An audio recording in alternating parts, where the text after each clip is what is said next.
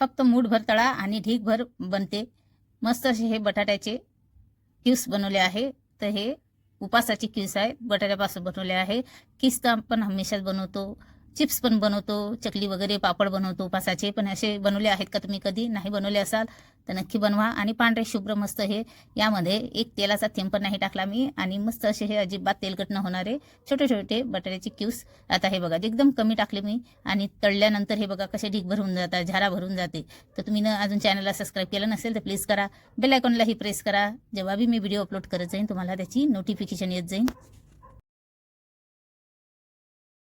फक्त 2 नाही तर 3 मुठा मी असे धरून टाकल्या तेलामध्ये आणि लगेच तळल्या गेले. काहीच वेळ लागला नाही आहे. हे बघा एवढे उरले आहे. फक्त थोडेसे कस तळले. आणि याची साईज बघू शकता तुम्ही किती छोटी आहे. वाळल्यानंतर हे किती पातळ आणि किती छोटी साईज होते. आणि तळल्यानंतर बघा किती लंबे आणि मस्त असे चपटे दिसत आहे. आणि अतिशय कुरकुरीत, अजिबात तेलगटले नाही. चला तर आता कसे बनवले आहे ते बघूया. तर हे बटाटे घेतले मी अर्धा किलो.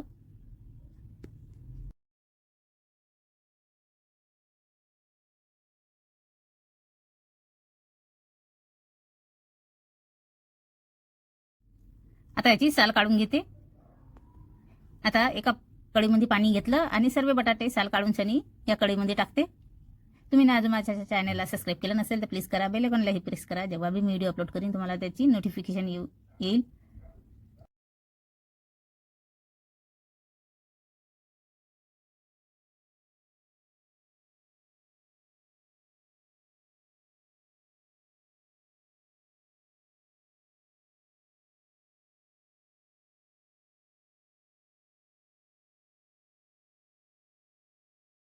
आता सर्व बटाट्याची साल काढून घेतली मी आणि याचे मी 2 पाणी चेंज करून घेतले. सर्व काळसर पाणी झालं होतं. चला तर आता आपण हे खिचून घेऊया. ते खिसणी घेतली. आता आपण हे एकदम असे पातळ असे चिप्स पाडून घेऊया ना.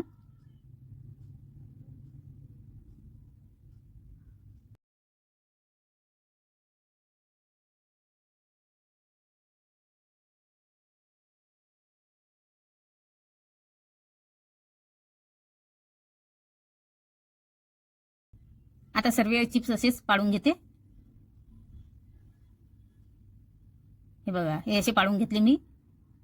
आता एका भांड्यामध्ये पाणी घेते आणि त्यामध्ये हे टाकते आणि असे सर्व मी चिप्स पाडून घेते. आता मी हे सर्व चिप्स पाडून घेतले. आता याचं पाणी थोडंसं बदललं आहे, तर हे मी 1-2 पाणी याचं बदलून घेते. हे बघा सर गड्डूळ पाणी झालं आहे. आता याचे 2 पाणी बदलून घेतले मी. एकदम नितळ पाणी दिसत आहे. आता थोडंसं पण गड्डूळ नाही आहे. चला तर आता आपण याचे छोटे छोटे असे क्यूब्स करून घेऊ. तर हा एक चिप्स घेतला आणि या चिप्सला असे आपल्याला पतले पतले कट करून घ्यायचे.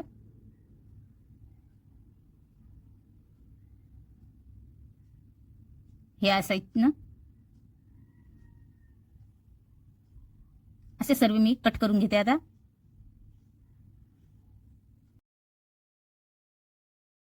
ते कट केल्यानंतर असे बाहेर नाही ठेवायचं. थोडंसं पाणी घ्यायचं आणि पाणी टाकायचं, नाहीतर त्याचे कलर, बटाट्याचे कलर बदलून जाते.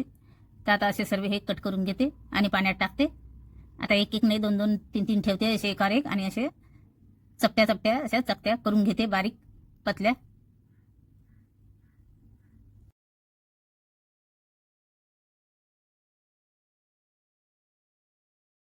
आता हे अशा सर्व करून घेतल्या मी. दोन्ही कढईमध्ये, दोन्ही भांड्यामध्ये काढून घेतल्या. त्यामध्ये पाणी घेतलं, पाणी उकळण्यासाठी ठेवलं. आता यामध्ये मी मीठ टाकते. तुम्ही साधं मीठ उपासाला खात नसाल तर तुम्ही उपासाचं मीठ घ्यायचं. आता या पाण्याला छान अशी उकळ येऊ देऊ. आता या पाण्याला उकळ आली आहे. आता यामध्ये जे बटाटेचं जे क्यूब्स आहेत ते टाकून देऊया सर्व. तर कढई थोडी मोठीच घेतली मी, ते पूर्ण देते टाकून.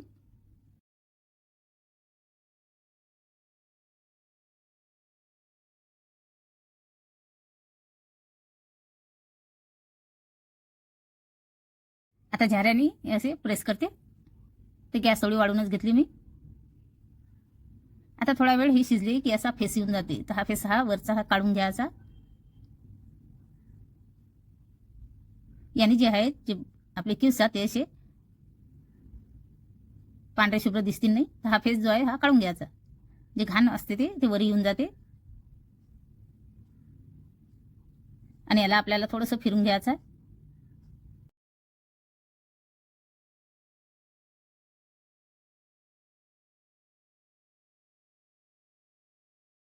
आता 5-6 मिनिटं हे शिजू दिले आहे मी आणि कंटिन्यू झाऱ्याने हे खालीवर एक करत आहे. तर हे कसं ओळखायचे हे शिजले आहे की नाही, तर 1-2 असं झाऱ्यात घ्यायचं आणि तळून बघायचं. याचं तुकडं पडलं तर समजून जायचं हे शिजले आहे. नाही तर जास्त शिजले तर ते एकदम गारा होऊन जातील आणि चिपकतील. तर हे बघा याचे तुकडे पडत आहे.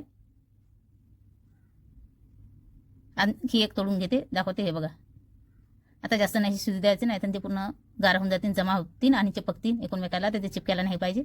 आता एक चाळणी घेतली मी, या चाळणीमध्ये हे काढून घेते, म्हणजे जे पाणी आहे ते पूर्ण वितळून जाईल. आता हे सर्व काढून घेतले. आता याला सर्व उन्हात वाळू घालूया. तर थोडे असे मोकळे मोकळेच टाकते. एक कपडा टाकला मी आणि त्या कपड्यावरती टाकते. पेपरवर टाकायचं नाही. पेपर जे राहतं आपला घरी जो पेपर येतो डेली त्याच्यावर नाही टाकायचे, नाहीतर ते पेपर झालं, वही झाली, वहीवर जसं मुलांच्या वहीवर आपण टाकतो तर तशा याच्यावर पण नाही टाकायचं. ते शाई वगैरे आहे की पूर्ण लागून जाते पेनाचं, आणि पेपरवर पण नाही टाकायचं, पेपराचं पण लागून जाते. तर एक कपडा घ्यायचा पांढरा शुभ्र, जेणेकरून त्या वल्ल्या याला चिपकलं नाही पाहिजे काही, आणि त्याच्यावरती वाळू घालायचे. आता कंटिन्यू 1-2 दिवस हे मी मस्त कडकडी उन्हामध्ये हे वाळू घातले. जास्त दिवस पण नाही लागत याला वाळायला, पापडायला चकलेला लागते टाईम, याला नाही लागत. हे एकदम पातळ राहता. फक्त मी 2च दिवस वाळू घातले कडकडी उन्हामध्ये. चला आता थोडंसं तेल घेतलं मी आणि तेलामध्ये एक तुकडा टाकून बघते.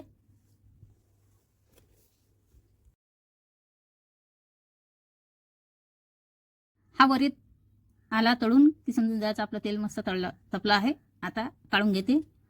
आता जास्त नाही, आपल्याला थोडं थोडं टाकून सनी थोडेसे तळून घ्यायचे. सर्वचे सर्व नाही तळत मी, थोडेसे कसं तळून दाखवते तुम्हाला. तर झाऱ्यामध्ये घेते थोडे आणि 1-2 वेळा असं फिरून घ्यायचं आणि लगेच काढून घ्यायच्या. जास्त वेळ फिरत बसले तर त्याचं असे पिवळसर दिसतील. हे बघा मस्त अशी कुरकुरीत आणि पांढरे शुभ्र दिसत आहे. काढून घेते, प्लेटमध्ये ठेवते.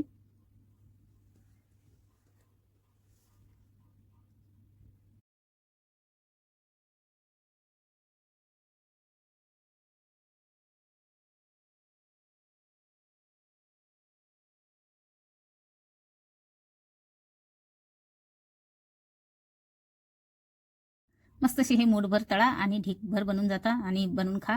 कोणत्याही उपासाला तुम्ही हे बनवून खाऊ शकता. 1-2 वर्ष टिकता. आणि उपास नसला तरी तुम्ही मधल्या टायमात पण हे बनवून खाऊ शकता. लगेच तळायला पण काहीच वेळ लागत नाही. थोडंसं कसं तेल घ्यायचं, तेल पण जास्त लागत नाही याला. एकदा आपण जे नळ्या वगैरे पोंगे वगैरे राहतात आपले, ते कसे बनवतात सेम तसेच हे तळायला काही वेळ लागत नाही आणि पटकनी तळल्या जातात, बनता पण पटकनी. आता असेच थोडेसे आणखी तळून घेते.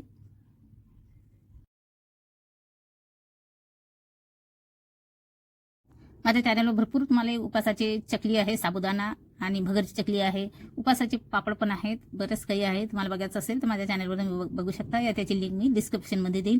तर मस्त असे हे बटाट्याचे क्यूब्स उपासाचे बनले आहे. तर नक्की तुम्ही पण बनवा. तर तुम्हाला आजचा हा माझा उपासाचा बटाट्याच्या क्यूब्सचा व्हिडिओ आवडला असेल तर प्लीज लाईक शेअर नक्की करा. तर बघा हे एवढे राहिले आहे आणि फक्त मी 3 मुठा तळले आहेत. हे एवढे 1 प्लेट भरून झाले आहे. तुम्हाला आजचा हा उपासाच्या रेसिपीचा व्हिडिओ आवडला असेल तर लाईक शेअर नक्की करा. चॅनलवर नवीन असाल तर सबस्क्राईब करायला विसरू नका. बाय.